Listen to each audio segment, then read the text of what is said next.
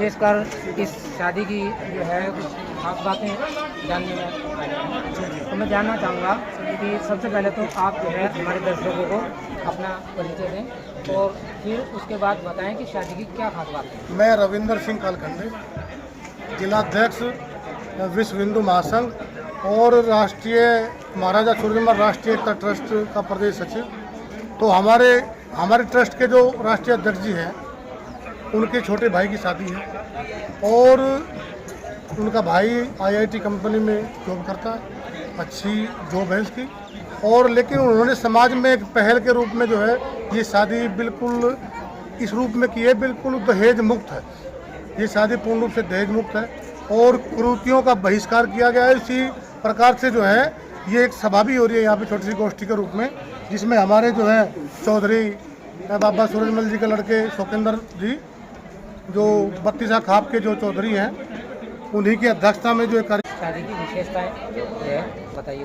विशेषताएं हमारे भाई बैठे हैं रविंदर जी, वो बताएंगे जहाँ पे आयोजन है और जिनके लिए हम यहाँ पे मतलब उन्हीं के निमंत्रण पर। सर नमस्ते।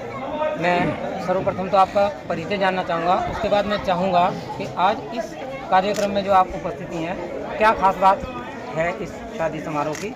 मेरा नाम चौधरी शोकेंद्र सिंह, 32 खाप चौधरी।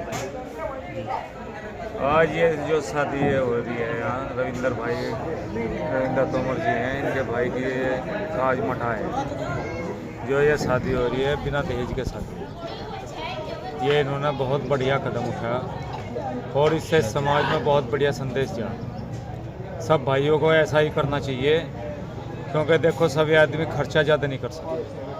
कर्जा जुम्मा हो जा, अपनी धरती बेचनी पड़े, बैंक में तो लोन ले लो, फिर वो पटता नहीं, आर्थिक स्थिति खराब होती चली जाए। तो जब हमने लड़की दे दी दूसरे ने, तो वही सब कुछ दे दिया। तो हम सब भाइयों को ये कहे, भाई बिल्कुल भी बिना दहेज की शादी करो, सब भाई मिल गए। और आज ये पहल करी रविंदर तोमर जी ने, और इस पहल को आगे बढ़ाओ। और एक दूसरी बात और है, समाज में एक मृत्यु भोज का भी ज़्यादा मामला चल रहा, उसके बारे में भी यहाँ बात हुई सब भाइयों की बैठ के आपस में। मृत्यु भोज में बिल्कुल भी खाना दाना बिल्कुल नहीं बनाना चाहिए। अरे एक तो हमारा ये आदमी जान लग रहा घर से, और हम बड़ी बड़ी दावत कर रहे हैं। ये कहाँ तक सही है? ये बिल्कुल गलत चीज़ है और हमें बिल्कुल छोड़ देना चाहिए। एक हमारे बच्चे जो है नशे की तरफ बहुत ज़्यादा बढ़ रहे हैं, हमें अपने बच्चों को समझाना चाहिए। हम भी जहाँ जहाँ वहीं बच्चों के आगे बात करें, किसी 13वीं में हो, जहाँ भी कोई बात हो वहीं यह बात करें। आज पढ़ाई की तरफ भी जा रहे बच्चे, पर नशे की तरफ भी बहुत ज़्यादा बढ़ रही है। तो भाई यह नशाखोरी बंद होनी चाहिए और इसे यह होगी हमारे सबके सहयोग से, परिवार के सहयोग से। जो परिवार है घर के हैं, और कहीं हमारी भी ज़रूरत पड़ेगी हम भी वहाँ खड़े होंगे, जब भी समाज हमारा कुछ आगे बढ़ सके, जब भी इसमें कुछ तरक्की हो सके। ओके, यानी बहुत। मेरा नाम रविंदर तोमर है और जैसे कि भाई रविंदर कालखंडे जी ने बताया है, हम बेसिकली कई सालों से समाज में जो सामाजिक कार्य कर रहे हैं, जैसे हरिंद्र प्रधान जी हैं, चौधरी शोकेंद्र जी हैं, तो 32 खाप थामा ये भी बैठे हैं और काफ़ी साथी गण हैं जो संगठन से जुड़े हुए हैं। तो हम एक समाज में एक जागरूकता भी लाना चाहते हैं कि जितनी भी कुरीतियाँ हैं बेसिकली शादियों में होती हैं, चाहे वो दहेज के रूप में हो, चाहे वो रात की शादी हो, चाहे वो नशे में आप देखोगे अल्कोहल का कितना यूज होने लगा है, और आप देखो कि जो बढ़ चढ़ के शादियाँ हो रही हैं, ऐसी काफ़ी सारी कुरीतियाँ हैं बेसिकली कि इसमें करीबन 9 कुरीतियों का हमने लगभग खंडन किया है शादी। तो ये सभी जितने भी मेरे अग्रणी समाज के लोग हैं या मेरे से बड़े हैं, उनसे मार्गदर्शन लेके हमने एक नई पहल की शुरुआत की और हम सभी से निवेदन भी करते हैं कि समाज आगे बढ़ के हमारा साथ दे। तो इसमें लगभग 9 मांगे हमने मोटी रखी थी। मैं दोहरा देता हूँ दोबारा से। सर्वप्रथम तो थी कि हम दिन में शादी करें।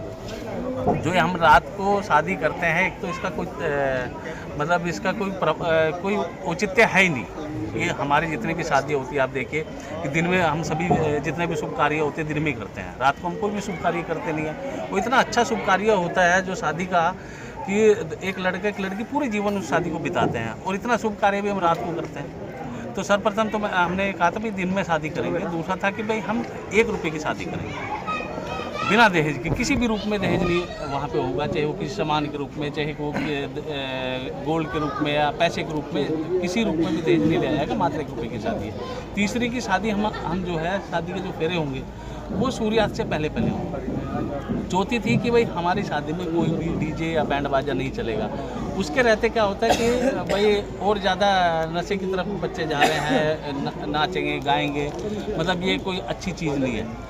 उससे अगली मांग थी भाई हम नशा मुक्त शादी करेंगे, किसी भी तरह का कोई भी अल्कोहल इस शादी में यूज नहीं है। उससे अगली मांग जो रखी थी हमने रखी थी कि भाई जो बहुत बढ़ चढ़ के मिलाई ली जाती है, छोटी मिलाई बड़ी मिलाई, मतलब बेफालतू का जो खर्च होता है, तो वो भी हमने मना कर दिया था। और इसमें भाई सुरेंद्र मलिक जी की लड़की है, मेरा छोटा भाई है, उन्होंने भी मेरा साथ दिया कि जितनी भी शादियों की सामाजिक कुरीतियाँ थी जो मतलब दर पर दर दिन प्रतिदिन पिछले 60-70 सालों में कुरीतियाँ आई हैं, उनका हमने सबका खंडन किया है और एक आदर्श शादी के रूप में इसको मनाने जा रहे हैं। तो ये लगभग सारी मांगे उन्होंने भी मान ली थी और हम इसमें ले जाए। और इसका एक बहुत अच्छा उदाहरण मैं आपको बताऊँगा कि शुरुआत हो चुकी है। जैसे मैंने कहा था कि एक मांग ये भी थी कि भाई दिन में हम घर में शादी करेंगे। किसी अभी आप 6 मांगे बता पाए। हाँ 3 और क्लियर करते हाँ हैं, जी, दर्शक जानना तो चाहेंगे। घर में जब जैसे हम कि घर में शादी करेंगे, एक हमारा ये भी था। और मैरिज होम की मैरिज होम नहीं जरूरत करेंगे, नहीं है। हाँ उस खर्चे को भी बचाना। उस खर्चे को भी मिलाई का भी जैसे मैंने आपको बताया कि बताते जो बढ़ चढ़ के इस तरह की मिलाई, तो ये इस तरह की हमारी 9 मांगे थी हमारी, तो वो हमने सारी की सारी पूरी की। और सर्वप्रथम इसका ना मैसेज भी आनी चालू हो गया। मैसेज ये आया समाज में कि जैसे हमने भाई सुरेंद्र मलिक को कहा था कि भाई हम घर में ही शादी करेंगे, हम बाहर नहीं शादी करेंगे, तो उसमें बेफालतू का खर्चा होता है कि मैं किसी मैरिज होम में हमें करेंगे। तो जब उनके परिवार में जैसे MS पारा में आप देखोगे उनके परिवार में से था, तो उन्होंने वार्तालाप किया आपस में, भाई कुंबे में हुआ करे कि भाई क्या बातें हुई, किस तरह की बातें हुई हैं। तो कहा भी ऐसा परिवार मिला है वो बहुत ही आदर्श शादी के रूप में सीमित चीज़ों के उसमें करने। एक मांग ये भी थी कि सीमित भोजन की व्यवस्था होगी, सात्विक भोजन की व्यवस्था होगी, क्योंकि भोजन में क्या बहुत तरह का पकवान बन जाता है, वो व्यर्थ ही जाता है। तो एक मांग उसमें ये भी थी। तो जब उनको पता चला कि भाई ऐसा एक परिवार मिला है जो सभी जितनी कुरीतियाँ हैं शादी की उसका खंडन करे, तो उन्होंने कहा भाई तू जो घर पे टेंट लगा रहा है, बर्तन भांडे में जितने कितना खर्चा आ रहा है, तो बोले यार 40,000 रुपये का आ रहा है। तो उसने बोला कोई बात नहीं भाई, मेरा 1.5-2 लाख में MS फार्म बुक होता है, तू इतने ही पैसे मेरे को दे देना। तो शुरुआत देखो कितनी अच्छी हुई है। हमारा मतलब मेन मकसद है कि जो बेफालतू के हम शादियों में खर्च करते हैं, कि जब एक बाप के घर पे लड़की पैदा होती है तो वो चिंता में पड़ जाता है कि भाई अब उसकी शादी होनी होगी। देखो ये तो उनका एक आपसी संबंध भी हो सकता है कि उन्होंने कुछ उनको कंसेशनली तौर पर कर दिया, इसलिए।